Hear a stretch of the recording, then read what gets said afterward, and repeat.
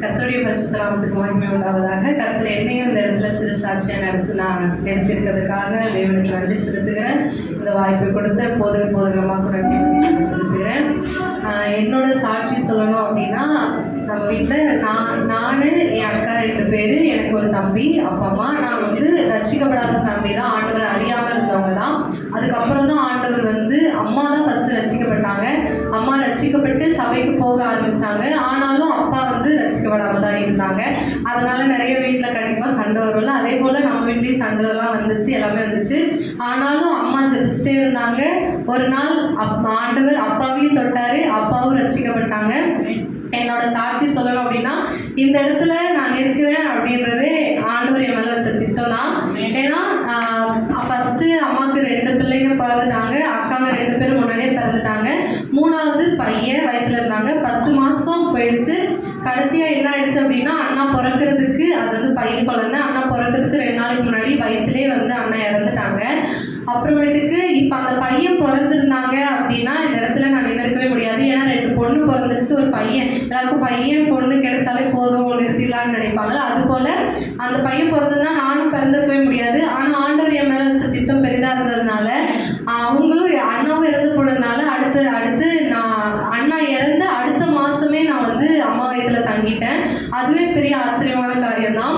நான் வயிற்றில் தங்கினப்ப அண்ணா இறந்த உடனே நான் வயிற்றில் தங்கினதுனால அம்மா என்ன பண்ணாங்க அப்படின்னா, நான் ரொம்ப வீக்காக இருக்கேன் அப்படின்னு சொல்லிட்டு, அம்மா ரொம்ப வீக்காக இருந்தாங்க. அதனால இந்த குழந்தைய கலைச்சிடலாம் அப்படின்னு சொல்லிட்டு அன்னாச்சி பழம், பப்பாளி பழம், அபார்ஷன் டேப்லெட் எல்லாமே எடுத்தாங்க. அது எல்லாமே எடுத்தால் கண்டிப்பாக குழந்தை கலைஞ்சிடும். ஆனாலும் கலையாமல் நான் இந்த இடத்துல வந்து நின்றுட்டு இருக்கேன். ஆண்டவர் எவ்வளோ பெரிய திட்டத்தை வச்சிருந்ததுனால. அந்த இடத்துல அவங்க அன்னாச்சி பழம் எல்லாமே எடுத்திருந்தாலும் ஆண்டவர் என் மேலே திட்டத்தை வச்சிருந்ததுனால நான் அழியாமல் அவர் ஊழியத்தை செய்கிறதுக்காக இப்போ வந்திருக்கேன். நாங்கள் வந்து ரட்சிக்கப்பட்டதுக்கு அப்புறம் அப்பா அம்மா ரட்சிக்கப்பட்டதுனால நாங்களும் சபைக்கு போக ஆரம்பித்தோம், ஏசப்பாவை தேட ஆரம்பித்தோம். ஆனால் முழுமையான ரட்சிப்புனா என்னன்னு எங்களுக்கு தெரியாது. ஆனால் எங்களுக்கு ஆண்டவர் நல்ல போதகமாகவே கொடுத்து எங்களை சரியான வழிகளை நடத்துனாங்க. வெளியில் உலகத்தில் இருக்கிற மற்ற வாலிப பிள்ளைகளை போல இல்லாமல் இந்த மாதிரி தான் நடக்கணும், இப்படி தான் ஆண்டவருக்காக வாழணும்னு எங்களுக்கு சொல்லிக் கொடுத்தாங்க. அப்பா அம்மாவும் அநேக காரியங்களை எங்களுக்கு கற்றுக் கொடுத்தாங்க. அதுக்கப்புறம் நான் 10th படிக்கும் போது ஆண்டவர் என்னை ஊழியத்துக்கு அழைச்சாரு.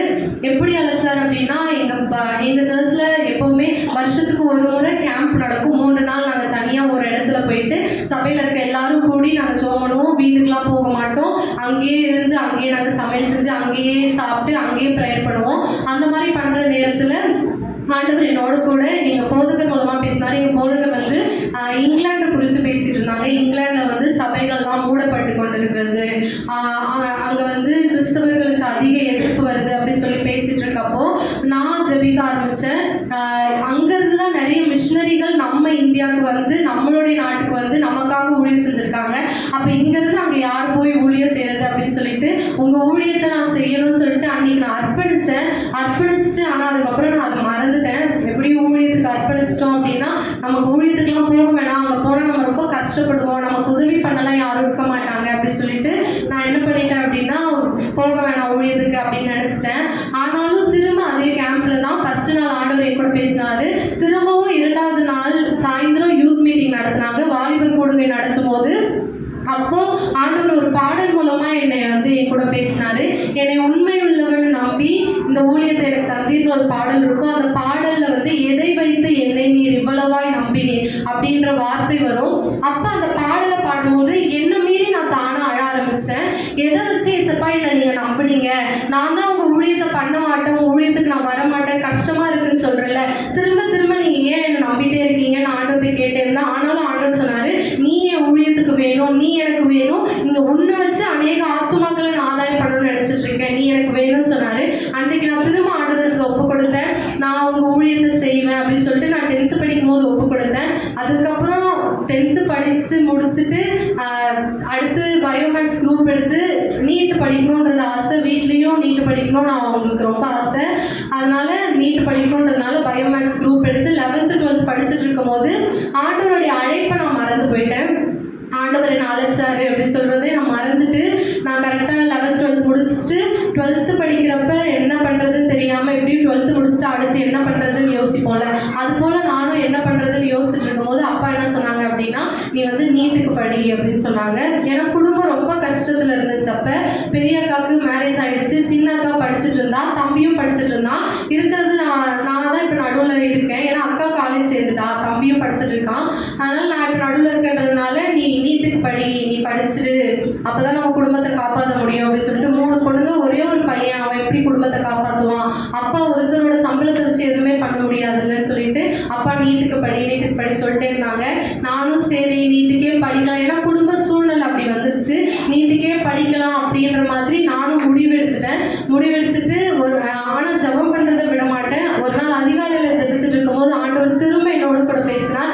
அந்த 2 வருடத்தில் ஆண்டவருடைய அழைப்பை மறந்து போயிருந்த என் கூட ஆண்டவர் பேசினாரு. சவுலை பார்த்து சொன்ன வார்த்தை என்னை பார்த்து சொன்னாரு, சவுலை சவுலை ஏன் என்னை துன்பப்படுத்துகிறார். நான் ஊழியத்தை விட்டு விலகி போகிறது ஆண்டவருக்கு கஷ்டமா இருந்துச்சுன்னு நான் அன்னைக்கு புரிஞ்சுக்கிட்டேன். அன்னைக்கு ஆண்டவர் இடத்துல ஒப்பு கொடுத்தேன். இன்னைக்கு நான் எடுத்து வைக்கிற கால திரும்ப பின்னாடி எடுத்து வைக்கவே மாட்டேன் ஏசப்பா. இன்னைக்கு நான் உங்க ஊழியத்துக்கு வரேன், நான் ஒப்பு கொடுக்குறேன். இத்தனை வருஷம் நீங்க என்னை கூப்பிட்டுருக்கீங்க, ஆனா நான் அதுக்கு கீழ்ப்படியாம உங்களை விட்டு விலகி பின்னாடி போயிட்டே இருந்தேன். ஆனா இன்னைக்கு நான் சொல்றேன், உங்க ஊழியத்தை நான் செய்வேன். எனக்காக நீங்க அநேக ஆத்துமாக்களை ஆதாயம் பண்ணி வச்சிருக்கீங்க. அந்த ஆத்துமாக்களை நான் போய் பரலோகத்துக்கு சேர்க்கறதுக்கு என்ன ஒரு கருவியா நீங்க எடுத்து பயன்படுத்துவீங்கன்னு நான் நம்புறேன்னு சொல்லிட்டு அன்றைக்கி ஜெபம் பண்ணிவிட்டு நான் வீட்டில் போயிட்டு பேசினேன். அப்பாட்ட போயிட்டு சொன்னேன், அப்பா இந்த மாதிரி எனக்கு நீட் வேண்டாம், நான் ஊழியத்துக்கு தான் படிக்க போகிறேன் அப்படின்னு சொன்னேன். நான் 10th படிக்கும் போதே அப்பா கிட்ட சொன்னேன், நான் ஆண்டவர் ஊழியத்துக்கு அழைச்சிருக்காங்க, நான் ஊழியத்துக்கு தான் படிப்பேன். அப்போ சொன்னேன். அப்பா என்ன சொன்னாங்கன்னா, சரிம்மா நீ படி, ஆண்டவர் சித்தம் தான் உன் வாழ்க்கையில் நடக்கணும்னு சொல்லிட்டு விட்டுட்டாங்க. அடுத்த 2 வருஷம் நானும் என்னுடைய அழைப்பை மறந்து போயிட்டேன். குடும்பமும் ரொம்ப கஷ்டத்தில் போயிட்டு இருந்ததுனால நான் 12th முடிச்சுட்டு அப்பா கிட்ட போய் சொல்லும் போது நான் ஊழியத்துக்கு போகிறேன்னு சொல்லும் போது, நீ அதெல்லாம் போகக்கூடாது, நீ நீட்டுக்கு தான் படிக்கணும்னு அப்பா சொன்னாங்க. எனக்கு ரொம்ப கஷ்டமாக இருந்துச்சு. எனக்கு என்ன பண்ணுறதுனே தெரியல. என் கூட ஆண்டவர் பேசுறது, தனியாக என் கூட பேசுறது எனக்கு தானே தெரியும். அதனால் நான் என்ன பண்ணுறது தெரியல ஏசப்பான்னு சொல்லிட்டு எங்கள் பாஸ்டர்மா கிட்ட நான் போய் சொன்னேன். எங்கள் பாஸ்டர்மா சொன்னாங்க, நீ எதை பற்றியும் கவலைப்படாத, ஆண்டவர் அழைப்பு உண்மையாகவே உன் மேலே இருந்துச்சுன்னா கண்டிப்பாக ஆண்டவர் உன்னை ஊழியத்துக்கு கூட்டிகிட்டு போவார். நான் ஃபாஸ்டிங் போட்டு நல்லா ஜெபம் பண்ணேன் அப்படின்னு சொன்னாங்க. 3 நாள் நான் உபவாசம் பண்ணி ஜெபம் பண்ணேன். எங்கள் அப்பா மனசு மாற்றுங்க அப்படி சொல்லி நான் ரொம்ப ஜெபம் பண்ணேன். உண்மையாகவே நீங்கள் என்னை அழைச்சிருந்தீங்கன்னா என்னை நீங்கள் ஊழியத்துக்கு கூட்டு போங்க, இல்லைன்னா நீங்கள் கூட்டு போக வேணாம்னு சொல்லி நான் அந்த உபவாச ஜெபத்தில் நான் தனிப்பட்ட உபவாச ஜெபம் போட்டு ஜெபித்தேன். அதற்கப்புறம் நான் ஏப்ரல் மந்த் ஜெபம் பண்ணேன். மே மாதத்தில் எங்களுக்கு அதே போல் கேம்ப் ரெடி பண்ணாங்க. அந்த கேம்பில் தான் எனக்கு ரிசல்ட்டே. மே 8ஆம் தேதி எனக்கு 12th ரிசல்ட் வந்துச்சு.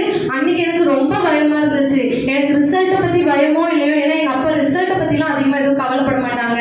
பிள்ளைங்களை திட்டுறது அந்த மாதிரிலாம் எதுவுமே இருக்காது. என்ன மார்க் வந்தாலும் பரவாயில்லமா குட் அப்படின்னு தான் சொல்லுவாங்க. ஆனால் அதனால நான் அதை பற்றி கவலைப்படாமல் நான் எந்த காலேஜ் சேர போகிறோம், ஆண்டவர் ஊழியத்தை நம்ம எப்படி பண்ண போகிறோம் அப்படின்ட்டு தான் நான் யோசிச்சுக்கிட்டே இருந்தேன். அப்போ கரெக்டாக ரிசல்ட் வந்துடுச்சு. அப்பா வந்து கை கொடுத்து சூப்பர் நல்ல மார்க் எடுத்திருக்கீங்கன்னு சொல்லிட்டு அதுக்கப்புறம் என்ன சொன்னாங்கன்னா, உங்களுக்கு வந்து பாஸ்ட் காலேஜ் பார்த்துட்டாங்கம்மா அப்படின்னு சொன்னோடனே எனக்கு அழுகையாக வந்துடுச்சு.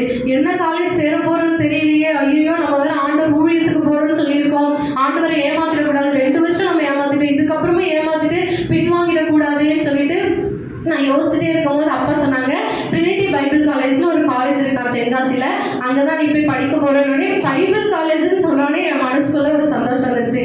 எஸ்ப்பா பைபிள் காலேஜில் நான் போய் படிக்க போகிறேன், உங்கள் ஊழியத்தை நான் செய்ய போகிறேன்னா. அப்போ நான் எங்கள் அப்பாவை பார்த்தா அவர் ரொம்ப சந்தோஷமாக சொன்னார், நீ ட்ரினிட்டி பைபிள் காலேஜில் படிக்க போறியா, இதான் ரூல்ஸு இப்படி தான் இருக்கணுமா, இப்படி தான் சாரீலாம் கட்டணுமா அப்படிலாம் சொல்லிட்டு இருந்தாங்க.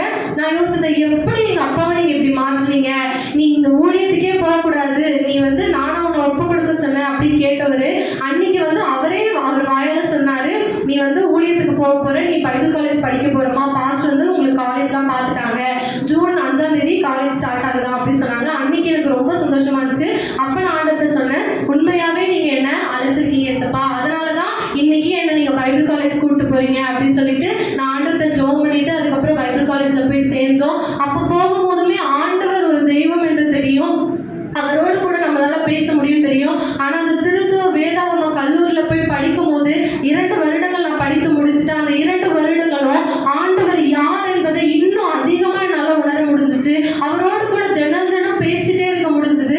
ஒவ்வொரு நாளும் எங்களுக்கு கிடைச்சிருக்க ஆசிரியர்களாக ரொம்ப விசேஷமானவர்கள்னு சொல்லுவேன். அவங்க மூலமாக ஆண்டவர் ஒவ்வொரு நாளும் கிளாஸ் எடுக்கும் போது எங்க கூட பேசிக்கிட்டே இருப்பாரு. நாங்கள் சாப்பிடும் போது ஆண்டவர் எங்க கூட பேசுவார், நாங்கள் ஜெபம் பண்ணும் போது ஆண்டவர் எங்க கூட பேசுவார். எல்லா இடங்கள்லையும் ஆண்டவர் எங்க கூட பேசிக்கிட்டே இருந்தாரு. இன்னும்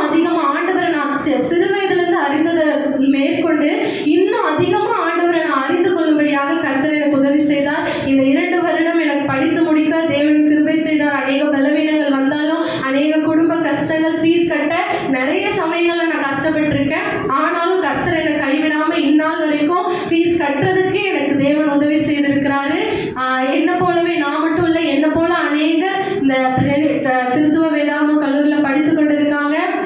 அவங்களுக்காகவும் செபித்துக் கொள்ளும்படியாக கேட்டுக்கொள்கிறேன். அது மாத்திரம் இல்லாமல் இந்த உலகத்தில் ஊழியத்துக்கு ஒப்பு கொடுத்த பிள்ளைங்க அநேக பேர் இருப்பாங்க. நம்ம சபையில் கூட அநேகருக்கு ஊழியம் செய்யணுன்ற ஆசை இருக்கும். ஆனால் குடும்ப கஷ்டங்கள் மூலமாக எப்படி நம்ம செய்ய போகிறோம்னு தெரியாமல் முழிச்சிட்டு இருக்கலாம். ஆனாலும் அழைத்த தேவன் அவர் உண்மை உள்ளவராக இருக்கிறார். எங்களுக்காகவும் ஊழியத்துக்கு ஒப்பு கொடுத்த அனைத்து பிள்ளைகளுக்காகவும் செபித்துக் கொள்ளும்படியாக கேட்டுக்கொள்கிறேன். அது மாத்திரம் இல்லாமல் இந்த 2 வாரங்கள் நம்மளுடைய சபையில் ஊழியம் செய்வதற்கு தேவன் எங்களுக்கு கொடுத்த கிருபைக்காக நன்றி செலுத்துகிறோம். நாங்களும் உங்களுக்காக ஜெபித்துக் கொள்கிறோம். நீங்களும் உங்களுடைய ஜெபத்தில் எங்களை தாங்கிக் கொள்ளும்படியாக கேட்டுக்கொள்கிறேன்.